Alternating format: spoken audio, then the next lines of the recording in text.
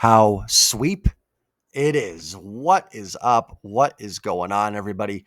Welcome back and welcome into the Seattle Mariners post-game recap. The Mariners finish off a bit of a surprising sweep here. They take care of business against the Padres, win all three, finishing them off today with a 6-1 victory to improve to 26-19 on the season.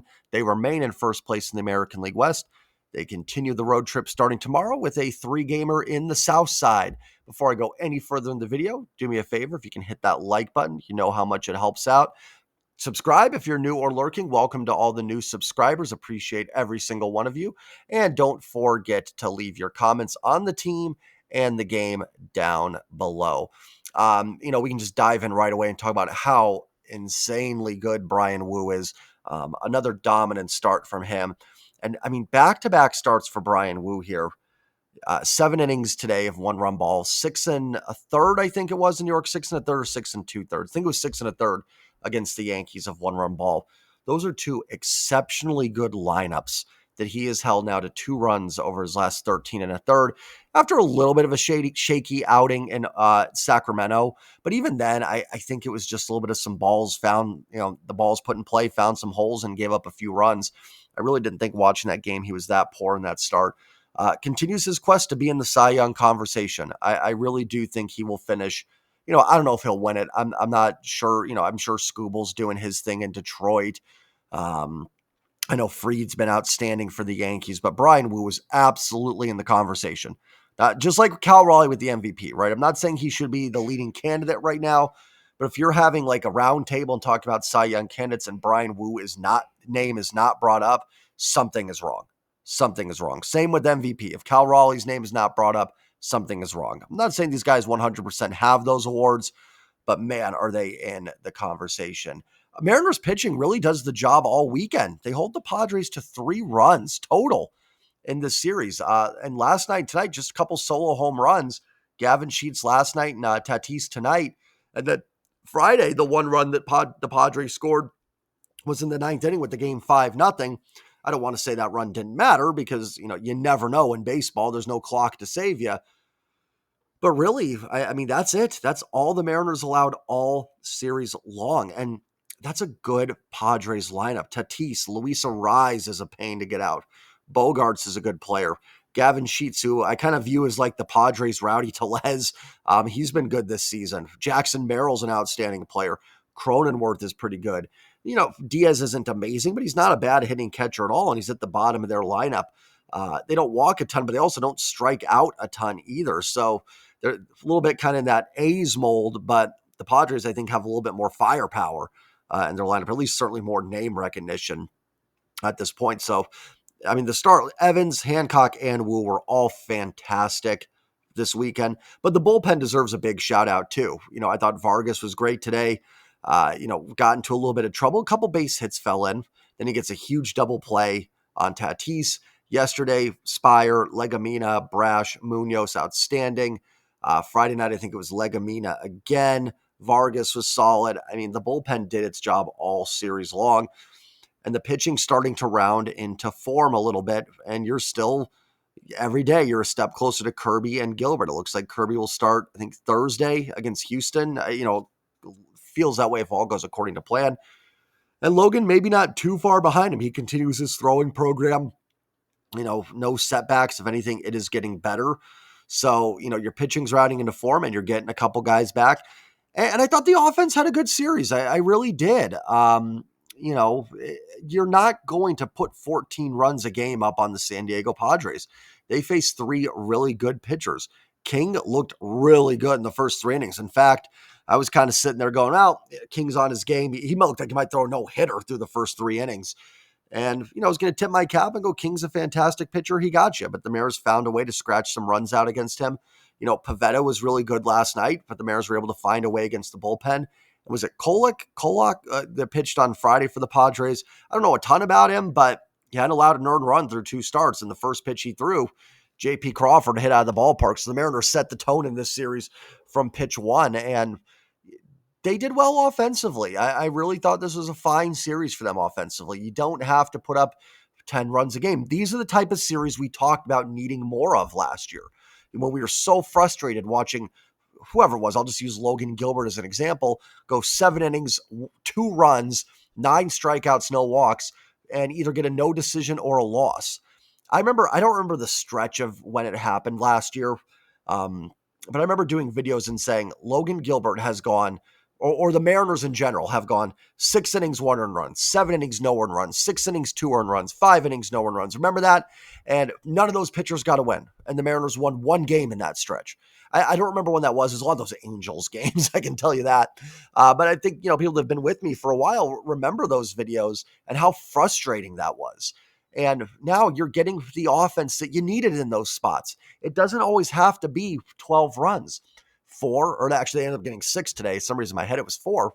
4 would have been enough, right? Like it would have gotten the job done. Randy gets the home run. They get a couple singles, doubles to fall in there, add on, get the runs they need. Pitching is dominant, and you give them that little cushion, and you win the baseball game. A lot of season left. Maybe they fall back into how it was last year. Certainly possible. I don't have a crystal ball, but it seems like they're starting to, so far this season, they have done a much, much better job of not only having big games offensively, but in the games where the offense maybe isn't just pounding the ball, putting up just enough runs to get the job done. And these games now, and I don't want to take away from anybody because Evans and Hancock did a great job in this series. But how good is it going to feel to be able to get 3 or 4 runs when you have Kirby and Gilbert on the bump, Woo doing what he's doing, Castillo when he's on, maybe Bryce when he's back in there, if he's back to a little bit more of 2024, Bryce Miller. You are going to win a lot of ball games doing this. This is how the Mariners are built to win. Great pitching and an offense that's got some pop. Randy hits the home run today, Cal yesterday, JP and Cal on Friday, and then finds a way to scratch out a couple of runs, with maybe moving a runner over, maybe just a Mastroboni hit that goes off a pitcher's glove. It doesn't have to be pretty all the time, but they're really doing a nice job in finding a way, and they get a huge, huge series win here. Or series win, sweep. Now you go to Chicago. We'll get into the box score here in a minute. I will say, I think that series is a little bit trickier than people are going to think. The White Sox starting pitching is not atrocious. It's a staff the Mariners can get some runs off. I don't think it's as good as the Padres, obviously. The bullpen's bad, and I haven't looked at all the data. I'm assuming their offense is probably pretty bad. They're a bad team, right? They're 14-33 for a reason. They are underperforming a little bit. Yesterday, I was looking at their expected wins losses when they were 14-32, and their expected wins loss based on Pythagorean win and loss is actually 17-29. That's awful. I'll be very clear on that. They've got a better run differential than the Baltimore Orioles do, though. And Baltimore's been dreadful too, don't get me wrong. But I just want to point that out. Like, if this is another series, if you can win 2 out of 3 in Chicago, that's fine. That is absolutely fine. That's not terrible at all. That sets you up with a 5-1 homestand. Then you go to Houston, and again, that's a series on the road. If you can split, you keep the tiebreaker against the Astros alive. You don't let them gain any momentum. Then you come back home at 30-22, I think, at that point, and let's get to work. So, don't panic if they don't sweep the White Sox. They should beat them. They are a better team than the White Sox. I just want to point out that, looking through that roster a little bit, the starting pitching isn't terrible for Chicago. And for the Mariners, road Castillo sometimes is an issue. Hopefully it'll be dialed in tomorrow. Then you've got probably Jonathan Diaz on Tuesday. So just throw that out there. It's not to bring down the vibes. It's just to be realistic. Another reason why this sweep of the Padres is so big, you buy yourself a cushion a little bit, right? And I'm not saying the Mariners have some massive AL West cushion here. We had one last year and we saw what happened. But you do give yourself a little wiggle room. That Blue Jay series didn't derail anything for them. Please remind me to stop mentioning that Blue Jay series. That Yankee series, that could have been a disaster. They could have been swept. They found a way to get that middle game. Things I've talked about a lot. Don't let it spiral, and they could have won the Yankee series as well. Now they come, back or go back on the road and they sweep the Padres. So just, getting some of those losses back and not letting tough streaks become a spiral for them. Let's go ahead and dive into the box score. Bryan Woo, 7 innings, 5 hits, 1 run. It was earned. No walks, 5 Ks. Just phenomenal. Bryan Woo makes it look so easy against lineups that are not easy to get through. And again, all 3 Mariners stars were great this weekend, so not taking away from anybody here. But Bryan Woo was clearly the best. He is absolutely a Cy Young candidate. 5 strikeouts against this lineup is solid. gave up the home run to Tatis. It was a bit of a hanging slider. It was in a little bit, so it wasn't like right down the pipe. But Tatis is such a good hitter, and Woo settles in and gets through it. Nice job, too. I think it was the second inning. Taveras made that kind of error in the outfield, bobbled it. And then I think it was on the Diaz base hit. No, it was on who's batting before Diaz? I think it was Iglesias' base hit. Um, Taveras bobbles it and then mistakenly throws it to third, which allows Iglesias to get into second there. So second and third with 2 outs. And nice job by Woo to get Diaz there. Because had he not gotten Diaz there and Diaz loops in a base hit, 3-0, I know they did score 4 runs against King, but I don't know if you get back into that ball game. King was pretty dialed in there. I thought that was a huge out. There was a 3-2 pitch, I think, in the 6th that he struck out Tatis on.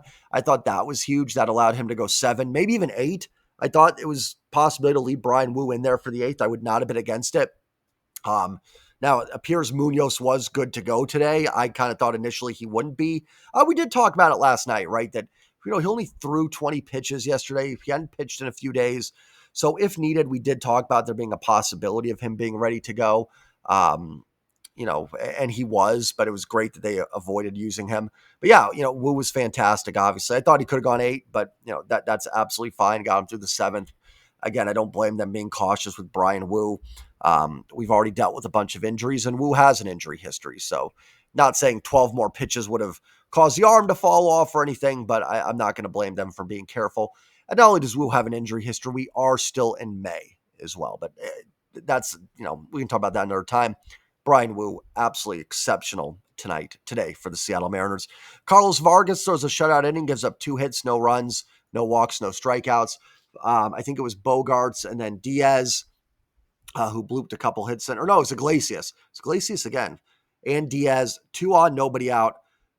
Big spot there for Carlos Vargas, right? You've got Tatis up, tying run, nobody out. 3-2 pitch. He's 3-2 to him. You walk him there, bases loaded, nobody out. You're in a world of trouble. Gets Tatis to ground into a double play. It's why ground ball pitchers like Vargas can always find a home sometimes, right? Like keep the ball on the ground. You're a pitch away from getting out of an inning or getting a big double play there. And then he got a rise to, I think, fly out to end that inning there. Gutsy pitching there by Carlos Vargas. And I don't think the 2 hits, I haven't checked the exit velos on them. I don't think they were hit all that hard. A couple base hits fell in. Could have easily fallen apart in that situation. Let it get to him. You got the top of the order coming back around. But like I said, gutsy performance there. And that 3-2 pitch to Tatis to get him to roll over to a double play. Absolutely huge. That's when I was calling, okay, we got this one. We're good. So nice job by Vargas. Bizzardo finishes it off. Doesn't give up a hit, a run, or anything like that. Does walk the first 2. That is so frustrating in a 6-1 game. I don't mind that Munoz had to get up in this game, right? It was 4-1. Vargas ran into a little trouble in the 8th. Vargas has been solid this year, right? It happens. Munoz has to get up, totally fine. I hate the fact that in a 6-1 game in the 9th inning, because Bizzardo couldn't throw a strike, that Munoz had to get up again.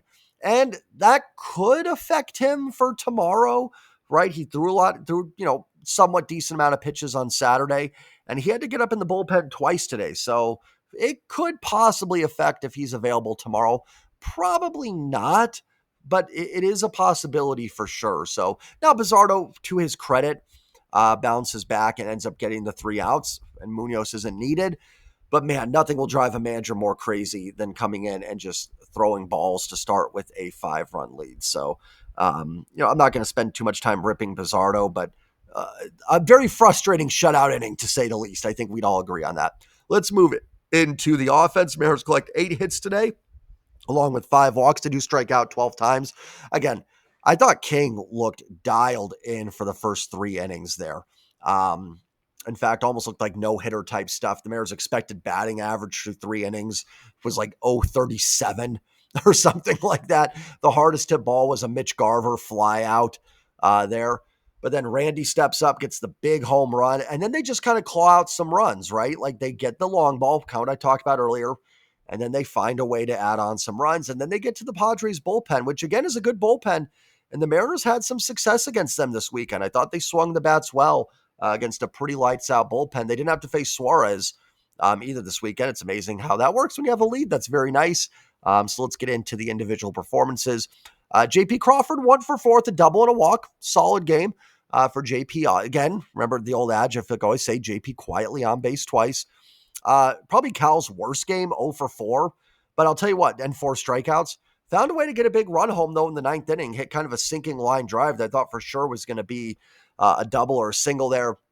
But it got a pivotal run home, and it was the run that ended up allowing Munoz to stay out of this game. So even on a day when Cal was, at his worst, I put that in quotes because Cal's not really done anything wrong this season, but even when he's not dialed in, still finds a way to contribute and get a big run in this game. So, good to see that from Cal. Julio, 1 for 5 with an RBI single. That made it 6-1 in the ninth inning. Again, just keeps Munoz further away. So that's good to see from Julio. Not a great game, didn't hit much hard, but did his job in center field and got that big base hit there to extend it. Randy Arozarena was 1 for 5 with a home run and 2 runs scored. Maybe a controversial take. By the way, the huge home run there. Because like I said, King was just dialed in. So, Randy gets one, then Rowdy just missed one the next pitcher at bat as well. So good to see Randy, who I talked about yesterday, wanted to see a little bit more slugging. And so we got it today from Randy with the home run, his 6th. I thought they should have left that as a double. His hit in I think it was the 5th or 6th inning that Tatis dropped. It's funny, and this might be, and if you disagree, that's totally fine. This is just semantic arguing. It doesn't really matter in the long run. I think we should just get rid of errors in baseball. We have enough defensive metrics to know that errors are not the best way to judge a player. And we know too, like if Dylan Moore's throw against the Yankees, I don't need that to be an error to know that's a terrible throw. I understand we don't want to hurt pitchers' ERAs for defensive mistakes and stuff like that. But that play by Tatis, and what happens sometimes in baseball is the guys that commit the most errors are the guys that can make the most plays. They get to balls, so it forces errors. Eric Chavez used to lead the league in errors a lot as a third baseman, but he was a great defensive third baseman, because he would get to so many balls. I bet you Jorge Polanco would not have a ton of errors at third base because he wouldn't be getting to anything. So the plays he's making are just routine ones, so it's not a lot of errors there. My point is, I think Tatis dropped it because there's not many right fielders that would even have gone to that baseball. I think it would have dropped in. He was shaded so far over to center field that he had to run so far. And I don't know. I think that should be a double. Just my take. I get he got his glove on it. I understand by definition that might be an error, but I'm kind of in favor of getting rid of errors. We have better defensive metrics. And I do understand like pitchers' ERAs, and that can affect them in arbitration, free agency, and stuff like that. But even with pitchers, we have so much better metrics to know that a pitcher can have an ERA in the 5s and maybe have been effective but been let down by his defense or BABIP luck, or a pitcher that can have a 3 ERA but has been getting extremely lucky because he doesn't strike anybody out. He gives up a ton of fly balls, stuff like that. So there's just so many newer age statistics that we don't need those things. And I guess it doesn't matter too. You could flip it around and go, then who cares if Randy gets a double because we have metrics that can say if he hit a ball hard or not. Totally fair. Again, not trying to start a war debate on it. Maybe I'm being biased, but I wanted to see that be a double for Randy. So let's go ahead and move on. Rowdy Tellez, 1 for 4 with a big double and a walk. Just missed a home run by that much there. When Rowdy gets on those home run streaks, he gets on them. So almost his second series of the year on the road where he homered in every game. Like I said, just missed, but that was a big double because that ended up coming around and essentially being the game-winning run at that point. So nice game for Rowdy. Mitch Garver had a solid game, 2 for 4. Listen, that first hit was a little dribbler, but he got it. Then a solid line drive base hit down the line. And he hit a couple balls hard too. Hit one close to the warning track at 106 and a fly out against King at 94, which like I said at the time was the hardest hit ball of the game, until like the 4th inning, until Randy homered. So I thought a good game for Mitch Garver. And he was behind the plate. Looked good and helped guide Bryan Woo to an outstanding performance today.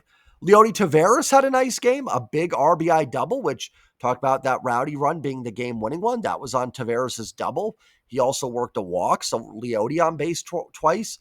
Good to see. He's been kind of frustrating so far, hasn't done a lot, but good to see from him. Want to see him get going, get something out of that right field spot until you can get Luke and Victor Robles back. So nice game from Leody Taveras. Miles Mastroboni has a base hit and an RBI. Probably wouldn't have been if Michael King didn't put his glove on it, but hey, base hit for Miles Mastroboni. Dylan Moore pinched hit, was 0 for 1 with a walk, and Leo Rivas played second today, was 0 for 3 with a walk and a run scored. Good to see Rivas get some at-bats. Kind of a little puzzling that he's been out of the lineup so much. So good to see in another, decent game, and made a couple nice defensive plays as well. I forgot who it was, but moving to his, so he's at second, so it would have been to his right, makes a, throw off his back foot to get a runner. I forgot who it was. Might have been Bogarts. I don't remember. And there was another play where he kind of dove. I think it was a rise, stopped it, regrouped, and got him out at first base. Super random, but you'd think Luis Arise with his profile would be super fast. You know what I mean? Because he just puts the ball in play a ton, doesn't strike out, doesn't walk a ton.